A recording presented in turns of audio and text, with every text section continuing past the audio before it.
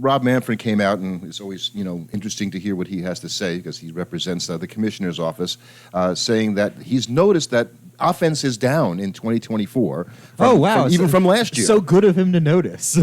And some of that is runs per game, and run scoring as of the end of April was down about 0.2 of a run a game. But weren't the runs per game and the hitting supposed to bring everybody more scoring and more hitting? And I think it's the kind of thing where you hear only 0.2 of a run down a game. That's not that significant. But when it was already on the downturn from previous years past and we changed the shift rule specifically to try and increase offense, it's concerning that it's actually continued to go down past that point. And I mean, certainly we see it with the team we root for. It's not very fun watching a lineup full of guys that are all hitting 200. And this is in contrast to when you think about the pitching, right? So injuries are going, wild with the pitchers right now. Right. So we've got batters that can't hit and the pitchers that can't pitch because they're injured. Can't keep up. So what are we supposed to do here? And do we outlaw? I saw one suggestion was, do they outlaw the opener? Right. Okay. So that's really changed baseball, right? We've got this guy who comes in and pitches one inning. But how often is that happening? And is there a discernible difference in the number of runs per game in which an opener pitches compared to a regular starting pitcher? Well, it seemed like it was more in vogue even a year or two ago, although as the season goes on, I think it becomes more necessary because pitchers get hurt, right? And you're trying to find your way through a game. But if you're going to pitch against the Dodgers, you could argue having an opener makes sense so you can avoid Mookie Betts, Freddie Freeman, and Shohei Ohtani. Right. It just feels like at a certain point, though, we're going a really long way to just try and avoid the problem that something on a more fundamental level of baseball may need to change in a way that we once changed it when we lowered the mound to try and take away the advantage from the pitchers. That we might have to do something here that's on a larger scope than just trying to change the drapes on the curtains in the house of the baseball. Like, we might need to do something a little more significant. The same way hockey had to do something a little more significant in order to get goals per game up, because let's be honest, people don't want to watch nothing games. Well, Americans in particular are really bad, which is why, soccer, it's taken so long to grab a hold here, right? Because there wasn't enough scoring for the average American. The population has changed, not oddly enough, the interest in soccer has changed. And baseball, we wanted the cosmetic aspect, and we've talked about that before, right, on this podcast, of having a left-handed hitter who, in particular, these are the folks that did benefit from the shift last year. Right. So their averages went up, like 11 points or something like that on hard hit balls to the right side, not everything. And they're going to benefit, but the right-handed hitters actually did not benefit from the banning of the shift. Right, and I think one of the things that you think about with the banning of the shift, what it gave us is it took away the incredibly frustrating experience, probably both as a fan and a player, of watching a guy hit a ball really, really hard into an area of the field that should be a normal hit. And not that it always is. Sometimes guys make incredible plays. But instead, it was a guy routinely just standing sort of in the middle of the outfield. It was like a charity hop to him. Fielding a ground ball. In right field. And then throwing it to first and getting him out. And it was just a very unsatisfying thing to watch as a fan. It didn't feel good. So banning the shift got rid of that. But one of the things we kind of probably weren't thinking about is what the shift did give us, it took away that hit, but it gave us hits in other places. And banning the shift took away those hits in other places. You don't get those soft little bleeders through the left side as a left-handed hitter that you used to. I think Jeff McNeil made a career out of that in 2022. In a sense, he tailored his game to fit the way that he was being played, which isn't a dumb thing to do. No. It's a smart thing to do. But the right-handed hitters were impacted negatively once the shift was banned, because let's say you're a right-handed hitter and you've got the second baseman, standing right. It's behind second base. That's as far as he can go. You've got a huge hole. You've got a huge hole there, and that he can. And if he's playing in his more normal position, if he has to range when the shift was happening, he was actually fielding the ball on the left side of second base toward where the shortstop would be standing, and having to make a throw from short left field sometimes or right around second. That it's a long throw. The reason he's a second baseman, his arm isn't as strong as the shortstop. We don't want him throwing from over there. That's why we put him at second originally. So I think that is something that really hits the game hard, that you didn't think that a right-handed hitter was going to lose some hits, and when you took the shift away, all of a sudden, the shortstop's fielding that ball. He takes a step toward the first base and throws the guy out easily. Right, and I think Saber actually came out with an article that really helps sort of quantify this. So after they banned the shift in 2023, and this is specifically where I think the cosmetic aspect comes in for it and for the fans, is that the Major League batting average increased about 5 points to 248. But BABIP, batting average on balls in play, went up about 7 points. So that means balls hit into play were more routinely hits, which is what we expect as fans. So that fits. And we saw specifically, right-handers saw no decrease in batting average or BABIP with the banning of the shift. And left-handers improved both their average and BABIP by 10 points. So clearly, the shift was more specifically having a negative impact on left-handed hitters. And banning the shift has now sort of set it back to being a little bit more normal for the both of them. But because the number of hits isn't changing that much, actual average isn't changing that much, you're not seeing a big shift in the game because for every hard hit ball that's now a hit, there's a soft hit ball that's now out. It's not a hit, right? That used to be a hit, right? And when I looked at, so how many infield shifts, how many times was it called last year, right? In the whole 2023 season that a team was, violating the shift rule.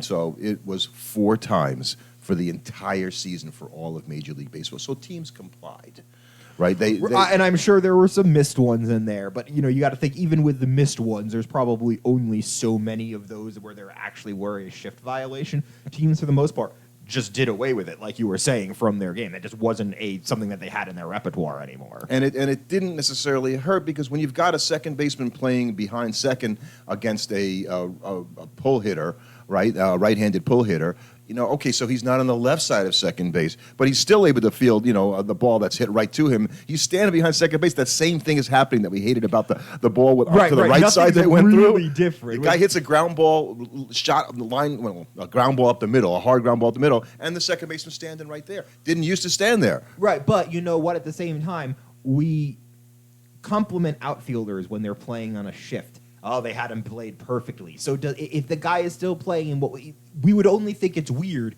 if you had a shift where there were like 2 guys standing in center field.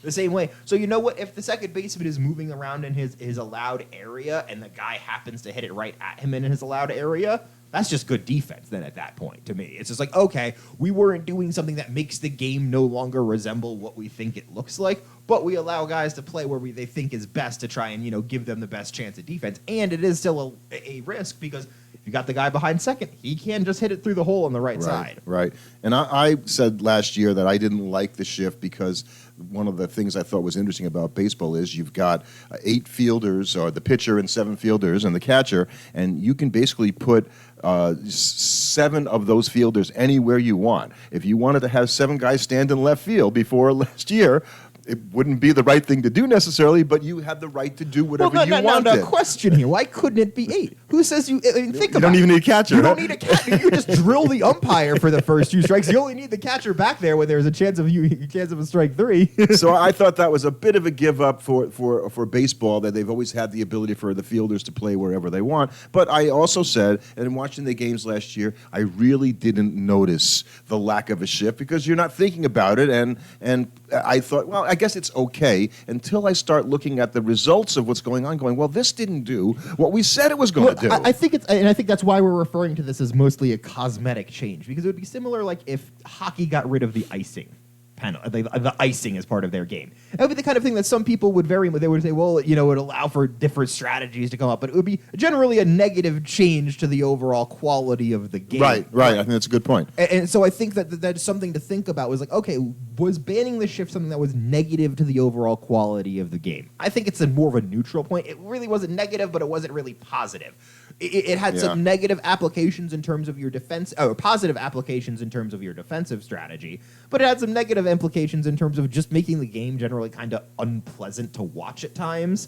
So getting rid of it was probably a better thing for the overall experience. But the reason we were going after the shift is that we were having an issue with offense in baseball, and addressing the shift has had no meaningful impact on that, which means we have to start thinking about, well, what are we going to do to fix offense in baseball? And pitchers responded. They throw a lot more hard-breaking stuff now than they used to. So that we talked about the sweeper coming in to really popular, play last year and the year before. Well, I think what's really sliders too. What's really interesting is where you're losing it.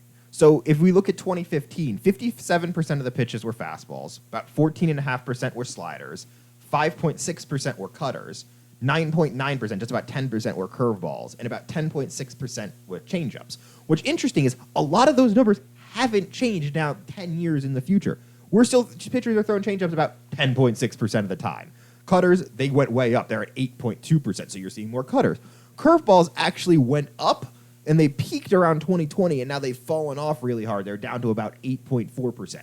But the biggest difference is fastballs are down to 47% of the pitches. Pitches are only throwing fastballs 47% of the time. Sliders are up to 22%. And there it is. Right. So that means pitchers are throwing fastballs 10% less as often, and they're throwing sliders almost 10% as often as they were And before. which pitch has more stress on the arm, by the way? Slider. Yeah. So we might be seeing why. And that's, because pitchers are really, they do know where the fielders are, obviously, and they understand how teams are being played. So they're going to tailor their game to take best effect of what they can do on the mound as pitchers, meaning if they know that their best pitch is a down and away slider, they're going to, and the defense is playing differently now with the shift being gone. Teams even do that with how they pick their pitchers. If you're a team that has an excellent infield defense, you're going to have a pitcher that's pounding teams down in the zone, trying to induce ground balls. If you're a team that has unbelievable arms and defensive outfielders, you're fine with him elevating the ball and having a bunch of fly balls for your good outfielders to catch.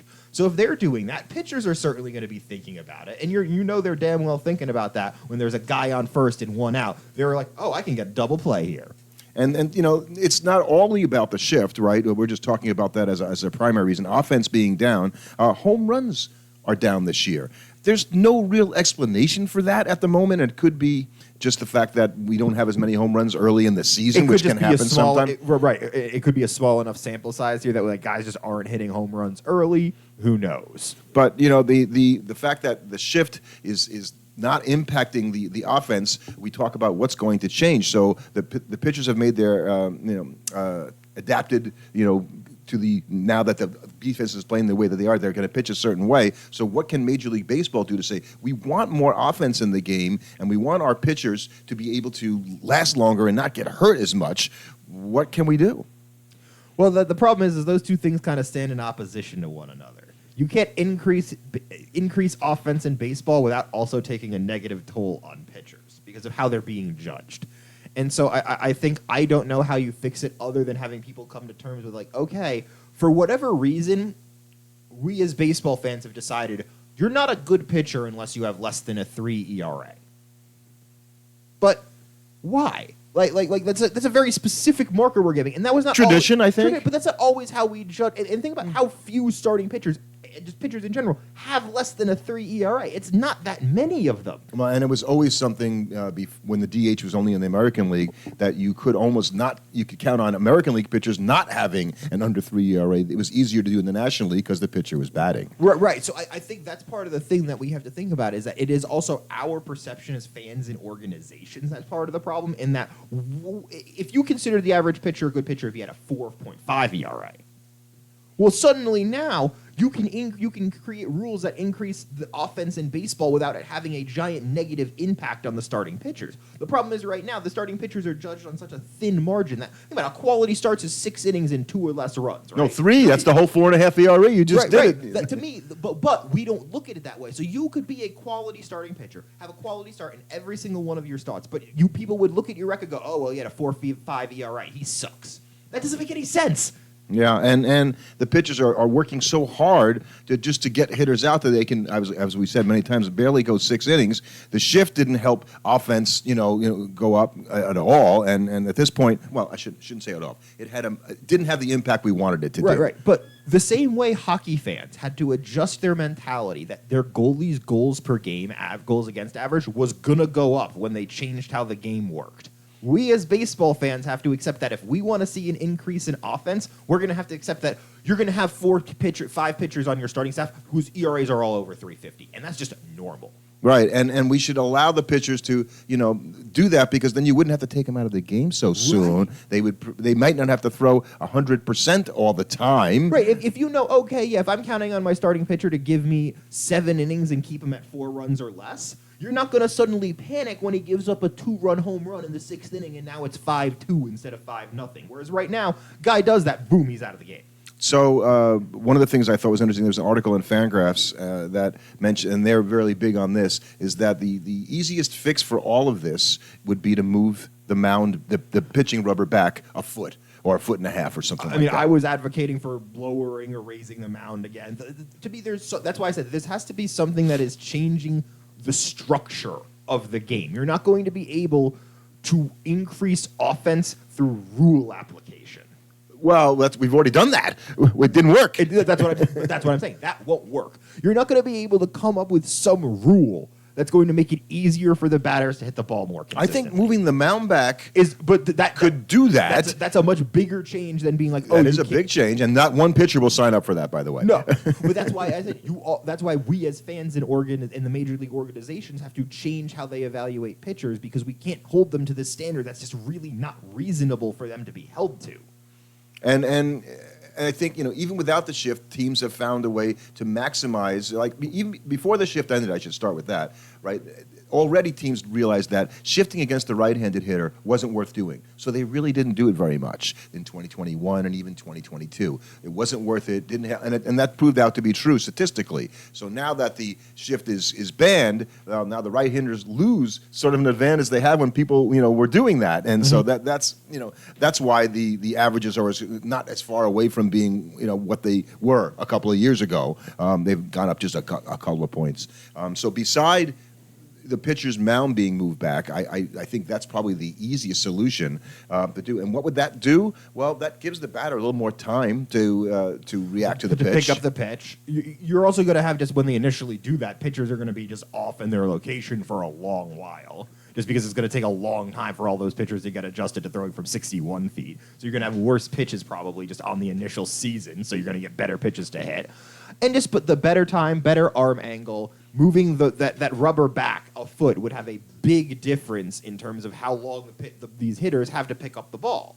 But it's just interesting because batting, I just don't know how we fix this problem, because it's like, at the same time, is it really that they're not hitting enough? Like, is it offense is down because of the way we evaluate offense and the three true outcomes? Well, no, the offense is the offense. I mean, look, the major league batting average last year went up a little bit from being even down the year before the shift ended. I think it was around 248 or something like that. So I think for the fan, when team batting averages are around 260, that seems to be a game that people find is right in between being not, just the Goldilocks scenario. Right. The right amount of hitting, the right amount. If a team's hitting 270, probably too much offense. If a team's hitting 250, not enough offense. But there are too many games, and we're watching this year, where independent of the shift, there are no hits for either team deep into the game, and I should try to see if I can't find some statistics to really support that. But I guess I've watched enough games going, it's the fourth inning, it's 0-0.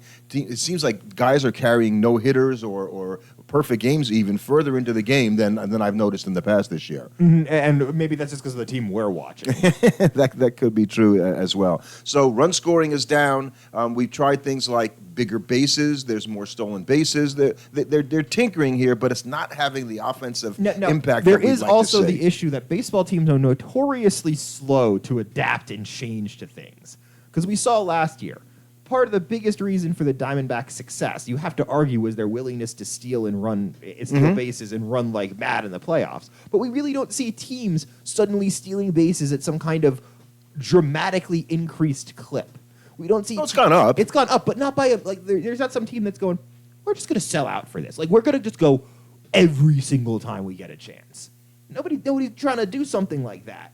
Nobody's willing to take that kind of risk. I feel like baseball has changed its rules. It's changed the bases. It's changed the rules around the shift. But the teams are still playing exactly the same as when those things were in the game. And one of the things about speed and stealing bases is when you had a runner on first base and he was a threat to steal, and that's a lot more the case now. Remember, we changed the shift and the base and the throws over in the same year. So you didn't have a year where you had the guys be able to say, well, I'm going to mess up the new rules by not allowing the shift by running more. That's going to cause them to have to play their defensive positioning a little differently. We brought in those rules at the same time, and because one of the issues with baseball analytics is that we're looking at stuff like the stolen base rate, and we go, "Oh, it's so bad if you get caught stealing," right? But like at the same time, nobody's running enough to see is that really the case? Yeah, well, when you tend to say 80% is the sweet spot where you can really be confident. Anything under that becomes a little more questionable. But the same way in basketball, that taking a lot of 3-pointers wasn't a good strategy until you started taking so many of them that it became a really good strategy. What if it's like that with stealing bases? What if you're okay with having a 70% stolen base rate because you're just literally every single guy the moment he gets on base is stealing? And you would think that advanced stats could project out if you got caught 10% more or 8% more, would your chances of runs go to the point where now it's no longer worth doing that? Right, but what those advanced stats can't necessarily predict is the extra pressure that puts on a defensive team, how that's going to impact a pitcher. When he knows the moment I let a guy get on first base, he's going to be trying to get to second. That's going to really change how you pitch, especially when that guy gets on. And I think it's not so much that it might not have a difference, but we don't see teams trying that. We kind of see teams just going, well, we've just tried playing baseball exactly the same as we've always played it, and offense is down. You're right, and so at other levels, I read an article about I think it was the Kansas University or a team in Kansas, I'm not sure it was KU, might have been, that they don't have infielders that have set positions. Meaning your third baseman can play second, your shortstop can play first, and they're all infielders.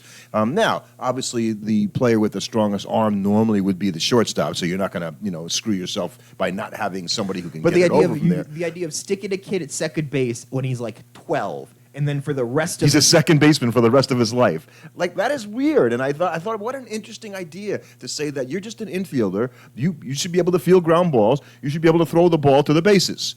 Okay, right. That's what a baseball player does. So why, if you're a third baseman, you couldn't possibly play second. Right. You don't know how to turn the double play. You couldn't learn that? Probably, and we already do that with outfielders. Yes, it's probably not as pronounced because we generally like to keep guys where they are because reading the ball off the bat from the same position is These helpful. are professional athletes. Come on. We watch Brendan Nimmo move around. He plays center. He plays left. We watch all these different. Tyrod Taylor, I think, has played every outfield position for the Mets this season. So these guys clearly can do it. You might keep a guy like Harrison Bader in center because he's really good at it. But the idea that, I can't move my center fielder on a given day to left field because I want to try and get another bat in the lineup. I think particularly when it comes to outfielders, that's a great point because I think they're more interchangeable. Infielders at the major league level are not because you haven't grown them that way. Right, but realistically, your third baseman, your second baseman, and your shortstop should be interchangeable. Your first baseman's probably a little bit less interchangeable because somebody's got to have a bat in there. He's got to be a really good hitter, so we put him at first. But also, he's just got to catch the ball. Here's what I'll put. Keith Hernandez wouldn't say that. Yeah. You got to be able to throw the ball too. Well, Daniel Murphy was a passable defensive first baseman. He played first base for the Mets, and he played second base for the Mets. So it can't be that hard. Yeah, he wasn't that good of an infielder, but he was best at first base, though. That's for sure. Or I just said, you could move a second baseman over to first and have it work out. Another thing that I read about the possible change of the future would be to actually outlaw outfield shifts. I don't think... Are we going to ban our way to success here? Is that how we're going to go? Are we going to just put a little dot out in the outfield and on the infield? It's going to look like lacrosse field. He's got to stand in that position until the pitch is thrown, and then he can move. So when I saw that, I had to laugh because so how many hits are we losing? And I don't have the stats, so don't ask me for it. Because the left fielder is shaded too much towards center when the left-handed hitter is up, and so he doesn't ever hit the ball down the line. That feels like we're just missing the forest for the trees. Yeah. It feels like it feels like you're trying to come up with every conversation with that other than maybe we need to make a bigger change to baseball to increase offense. Remember when David Ortiz was batting against the shift and people would say, because he got shifted upon about as much as anybody ever did, all he'd have to do is lay down a bunt. And he did one time. He laid down a bunt and it was great. It rolled there and guys ran in from left field to pick it up because there was nobody nearby, and Ortiz lumbered his way down the first base. That's the only time he ever did it, I think. Right. It's now I've showed you I can do it, so you have to play me that way. No, we're not believing you. No, they're not going to do that. And Ortiz isn't going to keep dropping bunts because that's not what's going to, A, make him money, and B, that's not the best use of his skills. You think about it if you're Pete Alonso, and they started shifting you like crazy to the left side, and they're just leaving you so you can now just drop bunts up the right-hand side. Except the first baseman's there, so he can't do, right-handed hitters can't do it as easily as a left-handed hitter. We'll use a lefty then. Yeah, use a lefty. Lindor is now batting lefty. They're shifting him like crazy to the right side. He can just drop bunts up the third base side. And he's a decent bunter. Right. He's not going to do that because it doesn't make him any money. They don't pay me $340 million to drop bunts up the third baseline. And that's you know. And also, what happens when he comes up, there's a guy on second and third? He's going to drop a bunt then? Obviously not. So you really haven't solved anything other than occasionally when nobody's on base and there's less than 2 outs, he can drop a bunt to get on base. And the players did it to themselves, right, when the shifts, the overshifting was happening, because they just didn't counter. They didn't try to do it. They just tried to hit over it. They would say, right, they tried to hit over it. They would say, hey, Freddie Freeman, I remember him saying, it's really hard. And you think, I see there's nobody standing at third base, right? I see that all the guys are on the right side. I'm looking at the same thing the catcher is, right? It's not like I'm not trying to. If the guy throws me an inside fastball, I can't really hit it to the left side, so the pitcher's going to pitch me so that I pull the ball over there. So it's up to me to figure out how to manage that. But you think it's easy to do that, but they didn't even try. No, I think for the most part, because we did see guys that did try occasionally have success, but it's a very you have limited success. You get a bunch of singles that way. Maybe you get the occasional double when you get a better hit ball that you happen to really put where nobody is. But nobody wants to make a living hitting that way. Well, unless you're Luis Arraez, right? Here's the poster child for I make better contact than any other player. His average is now up to 330 this year, but he is the weakest high average hitter you will ever see because he doesn't hit the ball very hard because he basically is a proverbial good punch and Judy hitter, as we used to call him. He has better barrel rate than just about like anybody else out there. But he's just serving the ball over. It's like going back to the dead ball era and having Ty Cobb serve him around. And as somebody that has watched Jeff McNeil try to hit that way this year, it is a lot harder to hit that way than you think. Only really is Luis Arraez is successful doing that. You get like 1 or 2 guys in the majors every, generation of players. We had Ichiro before this that could hit like that. But not many guys can survive in the major leagues by being like, I'm just going to be so good at getting good contact and hitting it where they ain't. You'd have to be so good. And even then, when a guy does it, Arraez is not beloved universally in major leagues. Oh, yeah, he's won 2 batting titles. Yeah, that's all right. He won 2 in a row, 1 in each league. Few guys have ever done that in the history of baseball. He's one of the league leaders in hitting this year, but he's really not that great a player. You're right. But at the same time, you're thinking like, okay, well, wait a second. If I had Luis Arraez on my team, like, what am I looking at here in terms of that's like, oh yeah, I love the average. He's hitting 330, or right now he's hitting. Let me check what he's hitting. Yeah, he's hitting 320, 333 right now. Oh, he's got a 408 slugging. Right. Ooh. Right. And so there it is. Right. He's not really moving things around out there. He's just getting on base and keeping the train running. And he's the best of them to be able to do that. And this is his best year ever with an on base of 411, and his best year ever in terms of slugging. So he's having his best year he's ever had this year so far. And how has his teams performed, right? He's been a Marlin and a Padre. Well, we know neither one of them are over 500. And last year he was a Twin. They were actually pretty good. So, they've tried stuff. It hasn't worked. We're making some suggestions as to what they can do to make things maybe moving the mound back the rubber back is another way to go. We've talked about a tackier baseball. That would help not so much against the shift, but maybe the pitchers won't grip the thing so hard so that's not causing as many arm injuries. There's not as many arm injuries, so guys can pitch a little bit longer as well in the games. And I think that there's no way, you don't think there's any way the shift is going to ever be taken out of play and say we're going to allow you to shift again? Do you think it could go back? Maybe one day if we wrap all the way back around to the game has gotten so offense-based that now we need to put in rules to try and help the defense and the pitchers, maybe then one day we can have the shift back. But I think we're a long way from that. I think you're right.